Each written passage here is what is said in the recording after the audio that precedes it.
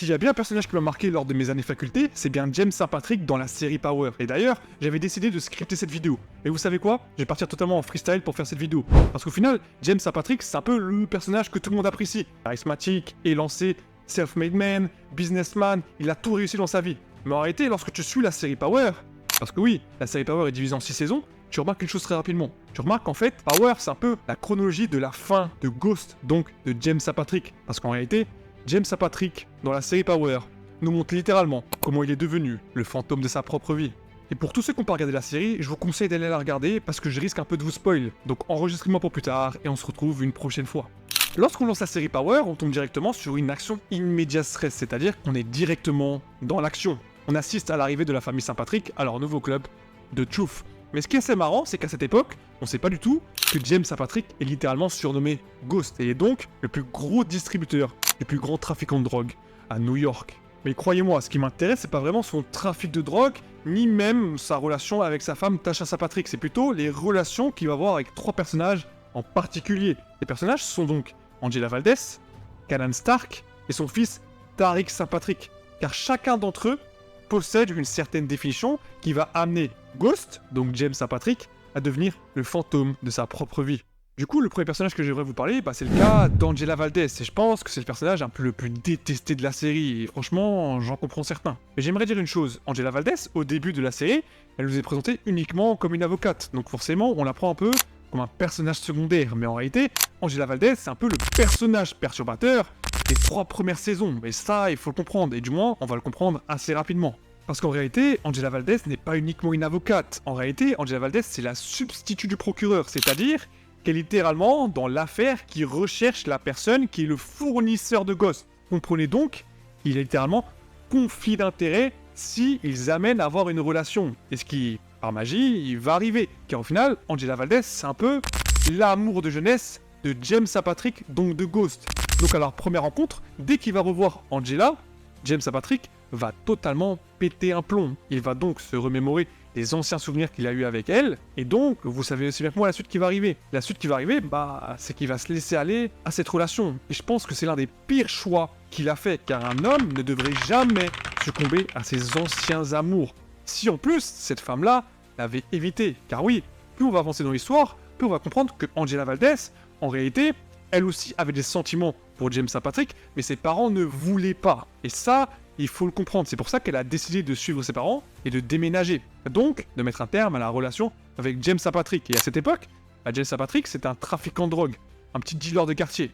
Et au fur et à mesure, il a littéralement step up dans la hiérarchie. Ce que Angela Valdez ne sait pas au début. Donc, tous les deux vont commencer à avoir une relation. Une relation qui va mettre à mal la famille James St. Patrick, et aussi la relation qui va mettre à mal le parcours professionnel d'Angela Valdez. Et ce qui est assez marrant, c'est qu'en réalité, ces 3 premières saisons nous montrent un peu cette amourette de vacances entre James St. Patrick et Angela Valdez. Et on va pas se mentir, ces 3 premières saisons étaient un peu ennuyantes. C'est après que ça commence à devenir intéressant, car Angela Valdez va comprendre qu'en réalité, James St. Patrick, c'est Ghost, le distributeur qu'elle recherche, le fameux distributeur du fournisseur qu'elle recherche, Lobos. Et c'est là que ça devient littéralement intéressant, car Angela Valdez est tombée amoureuse de James St. Patrick, et James St. Patrick est tombé amoureux d'Angela Valdez. Donc là, il y a un conflit d'intérêts, et James St. Patrick va commencer peu à peu à détruire sa famille pour son amour avec Angela, et Angela Valdez va peu à peu détruire ses relations professionnelles pour son amour pour James St. Patrick. Et c'est là que ça nous démontre un point.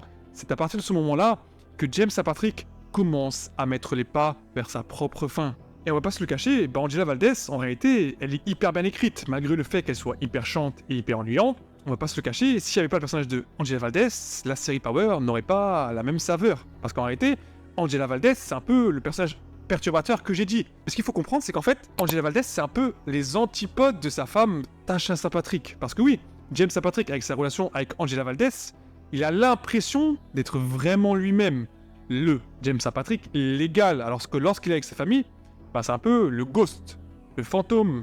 Donc le fait qu'il soit dealer de drogue, le grand distributeur de drogue. C'est là que ça montre un peu le paradoxe entre les deux.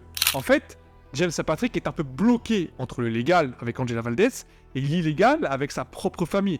C'est là que ça devient intéressant. C'est là qu'en réalité, James St. Patrick est en train de perdre pied et qu'il commence à devenir le propre ghost, donc le propre fantôme de sa propre réalité. Après le personnage d'Angela Valdez, il y a un autre personnage à analyser. Et ce personnage-là, c'est littéralement Kanan Stark. Et Kanan Stark, c'est littéralement le mentor de Ghost, de James St. Patrick. C'est la personne qui lui a tout montré dans le domaine de l'illégal. Et c'est surtout la personne qui lui a montré tout dans le trafic en drogue. Mais plus on va avancer dans l'histoire, plus on va comprendre une chose très rapidement. On va comprendre que Ghost, avec l'aide de sa femme, a trahi Kanan Stark. C'est la personne qui l'a mise en prison. Et ça, Kanan Stark, il va le savoir. Mais Ghost ne va pas savoir que Kanan sait tout ça. C'est donc là qu'on va entrer dans un mind game. Rappelez-vous, dans le début de la saison 1, on comprend qu'il y a un traître entre parenthèses, dans l'organisation de Ghost. Mais au final, ce traître-là, c'est Kanan Stark. Et ce qui est assez marrant, c'est lors de l'arrestation de Kanan Stark, Ghost, il va s'occuper du fils de Kanan Stark, qui s'appelle Sean Stark. Et ce qui va être assez drôle, c'est que lorsque Kanan Stark va sortir de prison, il va comprendre que son fils Sean Stark, c'est littéralement devenu un mini Ghost. Il ressemble plus à Ghost qu'à lui, ce qui est son propre père. Et c'est là que ça va faire mal à l'ego de Kanan Stark. Parce que oui, si on prend Kanan Stark et Ghost, ce sont littéralement deux personnes qui ont deux pensées totalement opposées. Kanan Stark est littéralement lié à la rue, tandis que Ghost, lui, même s'il a fait du trafic de drogue, il veut devenir légal, il veut devenir un peu le self-made, l'entrepreneur. Ils ont totalement deux images totalement différentes du business. Et c'est ce que Ghost a appris au fils de Kanan Stark. Et par représailles, Kanan Stark, il va s'approcher de son fils, de Ghost. Il va s'approcher de Tariq St. Patrick. Et vous savez aussi bien que moi qu'il va arriver, parce qu'en réalité, Kanan Stark va tuer son propre fils et va devenir de plus en plus proche du fils de Ghost, Tariq St. Patrick.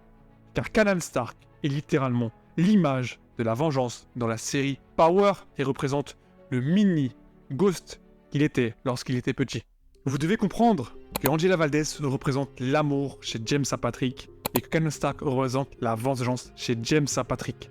Et lorsqu'on fusionne ces deux sentiments et ces deux personnages, ça donne le meilleur personnage, pour moi, de la série, qui est Tariq St. Patrick. Car en réalité, Tariq St. Patrick est la personne qui va mettre le coup de grâce vers la fin de James St. Patrick. C'est le personnage qui va faire devenir un vrai fantôme dans la réalité de James St. Patrick. Vous le savez aussi bien que moi, Tariq St. Patrick, c'est le fils de James St. Patrick, donc de Ghost. C'est un élève modèle, c'est une personne qui a beaucoup de notes. Et à partir du moment, il va comprendre une chose, il va se dire « Comment c'est possible que mon père a autant d'argent uniquement avec des laveries et une boîte de nuit ?» C'est à ce moment-là qu'il va rencontrer Kanan Stark, le fameux personnage qui recherche la vengeance chez son propre père. À partir de ce moment-là, il va totalement laver le cerveau du petit. Et c'est là que ça commence la vraie réalité. Tariq St. Patrick va commencer à comprendre la vraie réalité.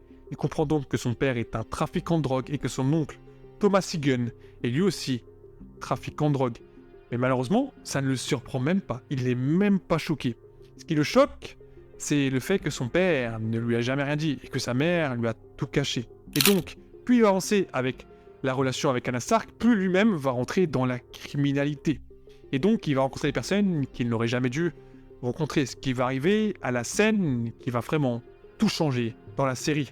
La mort de Reyna, donc la fille de James St. Patrick et de Tasha St. Patrick, et le meurtre de Tariq St. Patrick envers la personne qui a tué sa sœur, sont les deux moments clés de la série Power.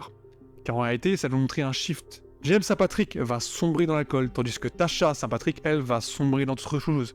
Et d'ailleurs, il y a une scène emblématique dans la série qui montre James St. Patrick totalement bourré, qui rentre chez lui et qui rencontre son fils, Tariq St. Patrick. À la fin de Power, Tariq change totalement de mindset, tandis que Ghost, lui, en réalité, il est mort. Car oui, son fils le tire dessus. Et ça, c'est la dure réalité. Ce qu'il faut comprendre, c'est que Ghost, le pseudonyme Ghost, est littéralement une malédiction. Parce que moi, de mon point de vue, le premier Ghost, c'était Kanan Stark. Celui qui recherchait la vengeance, celui qui a tout appris à un autre Ghost, à James St. Patrick. C'était deux fantômes qui n'avaient tout pas la même vision, mais deux personnes qui savaient qui étaient faites pour le trafic en drogue. Et Tariq St. Patrick qui a littéralement repris le flambeau. Tandis que son père, lui, il n'est plus. Et c'est ça, je pense, la vraie fin de ce Power. C'est ça la vraie puissance de Power. C'est un peu la malédiction de la famille St. Patrick, du pseudonyme Ghost. Merci à tous d'avoir suivi cette vidéo jusqu'à la fin. Si vous avez d'autres idées de vidéos, n'hésitez pas à me dire en commentaire, j'y répondrai avec plaisir. D'ici là, prenez soin de vous. C'était Michael, on se retrouve pour la prochaine vidéo.